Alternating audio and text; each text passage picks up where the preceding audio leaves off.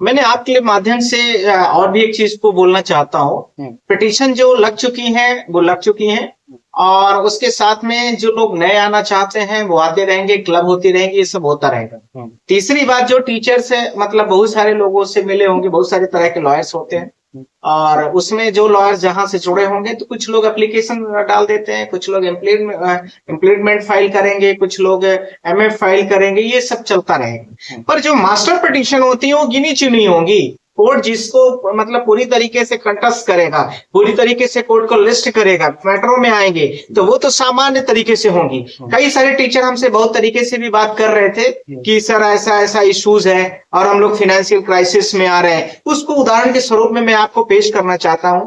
एक व्यक्ति ने तो मुझे यहां तक लिखा था कि सर मैं सरकारी नौकरी में हूँ, 56 साल मेरी उम्र हो गई, मैंने अपने जीवन का समूह जितना भी समय था सबका सब इस टीचिंग लाइन में दे दिया, बच्चियों की शादी करना है मेरे पास, मैंने लोन लिया है और उसके साथ मेरे पास अभी सरकार ऐसा कर देगी मेरे पास पैसे भी नहीं है। इवन मेरे बच्चे भी मतलब एक लेबर क्लास से भी गए गुजरे हो जाएंगे। इस देश की सरकार और देश की कोर्टों ने हमें, मैं उसका रीड कर रहा हूँ, मैं आपको स्क्रीन शॉट भी शेयर कर दूंगा। ऐसे बहुत सारे टीचरों ने किया है, तो कहीं ना कहीं मुझे भी पीड़ा थी। और मुझे मेरे नजर में शिक्षकों को लेकर के बहुत आत्मसम्मान है। मैं हमेशा बोलता हूं कि मेरे भारत देश के शिक्षक ही हमारे भारत देश की नींव है, और ये जो वर्ग है शिक्षित वर्ग, यही पूरे देश की रीढ़ को तैयार करता है। अब आ रहा है सवाल कि ये मैटर कब लिस्ट होगा, जो आपने मुझसे क्वेश्चन किया था। इस मैटर की अभी आज की जो हम लोगों की अभी बातचीत हुई, सब चीजों की, वकीलों से भी कई सारे हम लोग जो पेटिशनर्स काउंसिल है सब लोगों ने बात किया है, उसमें अभी 2 तारीख की संभावना आंकी जा रही है। पर जो कॉज लिस्ट आई है, अभी इस कॉज लिस्ट में हम लोगों के मैटरों पर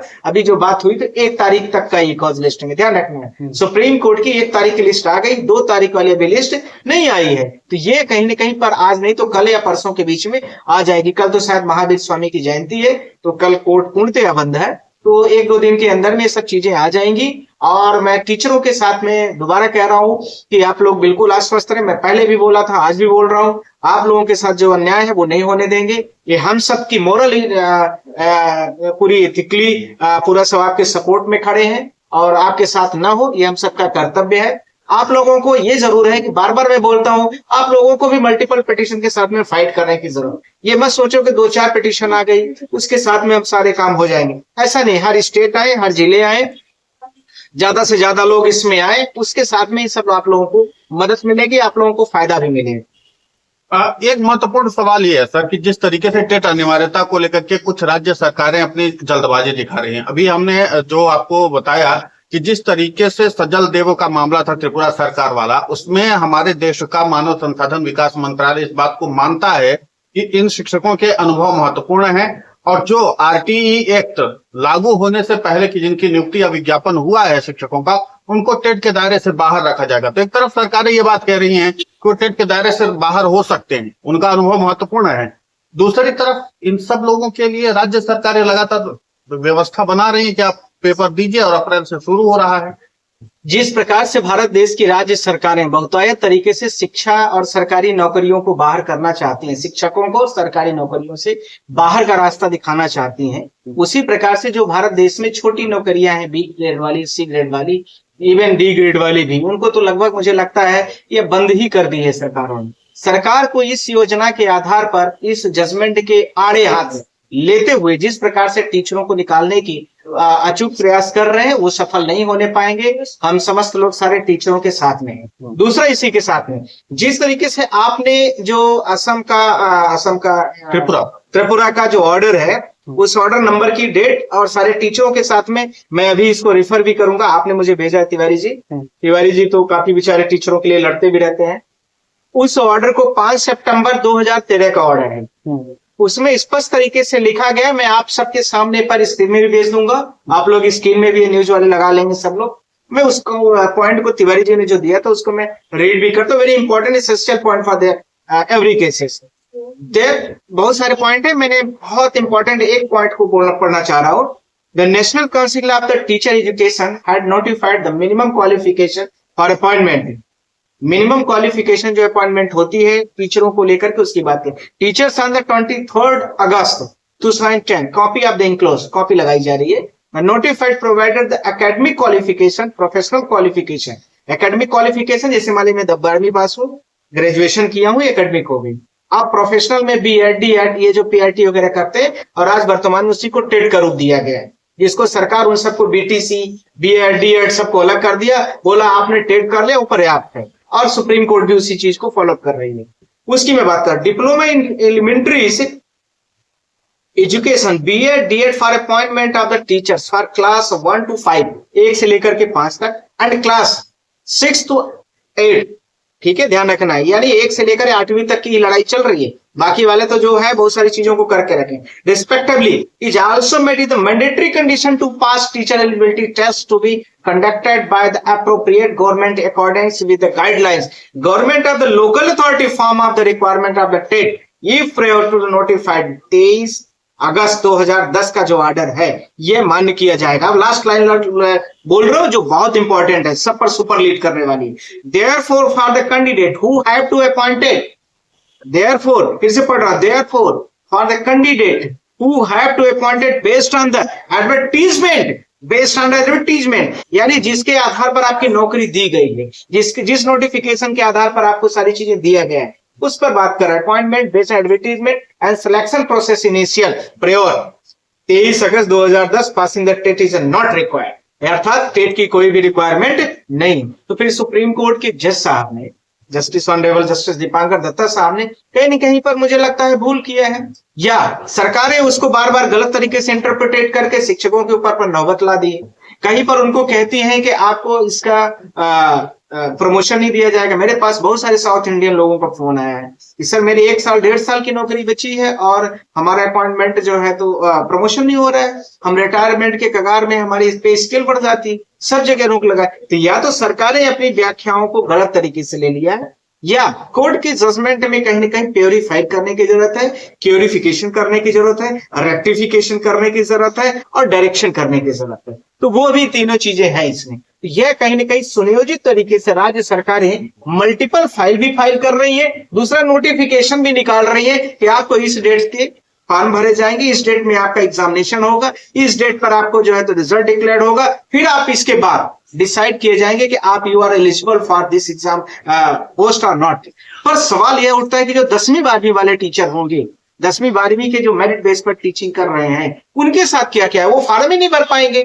तो उनके लिए सरकार की क्या फॉर्म में गाइडलाइन है, या तो टेट का पूरा नॉर्म गलत है, या टेट को ग्रेजुएशन के बाद से जो लिया जाता था अब वो 10वीं बेस पर बनवाया जाएगा।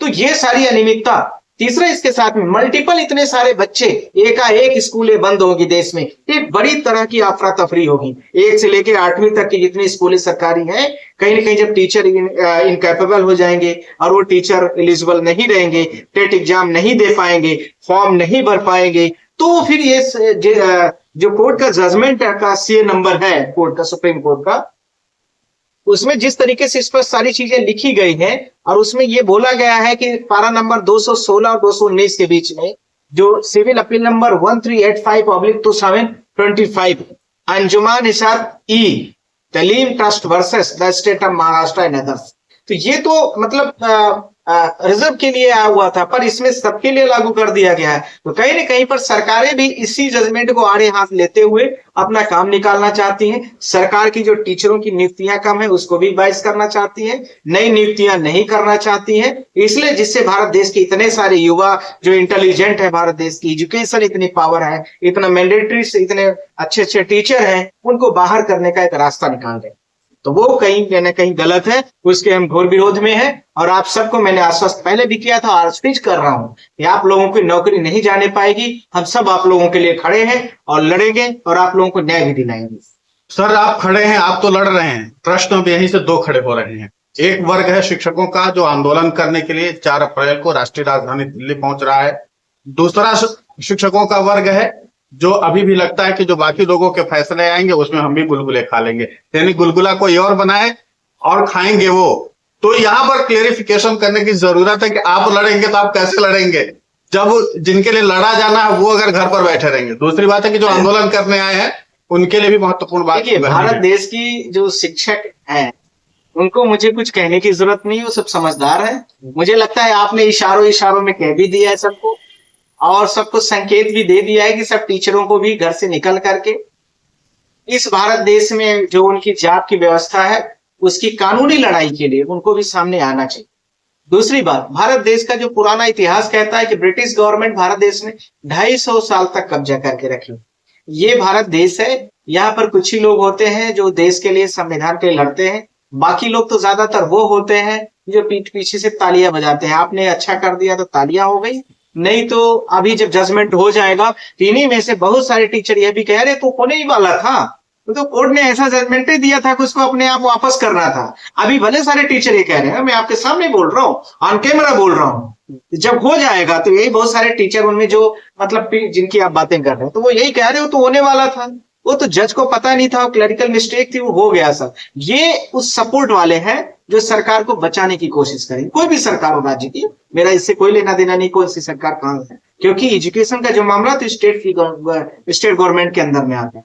तो यह भी भारत देश के लोग होंगे, वो यह भी नहीं करेंगे कि आपका सपोर्ट करें, टीचर जो लड़ रहे हैं उनका सपोर्ट करें और आपके साथ में फाइल करें, मल्टीपल अपने लॉयर्स के साथ में आए और लड़े, अपने कानून के लिए लड़े। हम लोग तो लड़ ही रहे हैं। तो गुलगुला जो आपने बात कहा है, ये भारत देश है। जब 1857 का रिवोल्ट हुआ, चाहे तो जो भारत देश जब आजाद होता है 1947, उसके पहले का तो लिमिटेड लोग होते थे जो रेवोल्यूशन को पूरा लीडरशिप देते थे, और लिमिटेड लोग होते थे जो उसको, पर ये था कि जो उस समय के जो लोग होते ऑनेस्टी तरीके से, जेन्युइन तरीके से जो कहते थे वो करते थे, जो लड़ते थे वो लड़ते थे, जो सामना देते थे सामना देते। ऐसा नहीं था कि पीठ पीछे कुछ और भी कर। तो ये सवाल सबको ध्यान रखने की आवश्यकता है। सारे टीचर हमारे बुद्धिजीवी हैं, भारत देश की रीढ़ है, तो वो भी मुझे लगता है कि अब उनको मुझे कुछ मैसेज करने की जरूरत नहीं। सब लोग लड़ेंगे और सब लोग आगे आकर के देश की लड़ाई में अपने कानूनी अधिकारों की जीत के लिए आगे आएंगे, क्योंकि अभी तक तो वो देश के अधिकारों को बना रहे हैं, बच्चों को तैयार कर रहे हैं, देश सबसे बड़ा है उसके लिए कर रहे हैं। पर अब मुझे लगता है कि उनके लिए है, तो उनके लिए हम लोग भी लड़ेंगे और वो खुद भी हम लोगों के सपोर्ट में साथ में रहें। पिटीशन आएगी तभी तो हम लोग मल्टीपल चीजों में लड़ेंगे। तो इसमें स्टेट गवर्नमेंट, बहुत सारे लोगों ने मुझे फोन भी किया, भैया मैं तो सुबह पहुंचने वाला था, परसों ही पहुंच रहा हूँ, आज पहुंच रहा हूँ, कल पहुंच रहा हूँ, पता चला भैया पता नहीं कहाँ आए हैं कि नहीं आए कि गायब भी हो गए। तो ऐसा ना करें। मैंने आपसे ये ऑनेस्टी बोला, मैंने बड़ी ईमानदारी से आप लोगों को केस को टेकअप कराया। मैं चीफ जस्टिस से बार बार मिल के कि लॉर्डशिप ये टीचरों का मामला है, आप खुद भी शिक्षक फैमिली से आए हैं तो कुछ करिए, आपके पिताजी संस्कृत के बड़े प्रोफेसर टीचर रहे हैं, तो ये सारी मैंने बार बार रिक्वेस्ट कर करके इस मैटर को टेकअप कराया है। तो ऐसा ना करें, नहीं आना है या आना है अलग बातें हैं, तो जो काम करना है उसको करना है, कम से कम गुमराह नहीं करना है। क्योंकि आपके बिहाफ पर मैंने कोर्ट को बोल दिया है कि सर इतने सारे लोग इफेक्टेड हो रहे हैं, इतने सारे लोग आ रहे हैं, पता चला आप आना जाना नहीं है और आप झूठ बोल रहे हैं, तो कम से कम इतना तो नहीं होना चाहिए। मुझे लगता है कि इथिकली आप साउंड रहेंगे। जी नहीं, बहुत महत्वपूर्ण बात आपने कही सर। और एक चीज ये कि जो आपने नंबर की सुविधा उपलब्ध कराई है, उसका मुझे लगता है कि आगे आने वाले समय में शिक्षक लोग लाभ जरूर लेंगे। और जिस तरीके से इस पूरे विषय पर आपने प्रकाश डाला और जिस तरीके से शिक्षकों नंबर को लेकर के आपने तिवारी जी जो बोला है, नंबर हमको नहीं देना चाहिए, पर आपने बोल करके दिलाया है, इसका इंश्योरेंस आपका ध्यान रखना है। हाँ, तो मैंने इसलिए किया कि चूंकि इस पर महत्वपूर्ण बात ये होगी, अगर शिक्षकों को लगता है कि कानूनी तौर पर और उनको कुछ करना है, वो आपसे संपर्क कर सकते हैं, तो वो इसका फायदा वो लोग ले सकते हैं। और आपने बहुत अच्छा किया कि हम लोगों के लिए परमिशन दी। तो तमाम विषयों पर आपने सर प्रकाश डाला और जिस तरीके से सारी सुविधाएं उपलब्ध कराई, उसके लिए आपका बहुत बहुत शुक्रिया, बहुत बहुत आभार। थैंक यू, आप सबको शुक्रिया।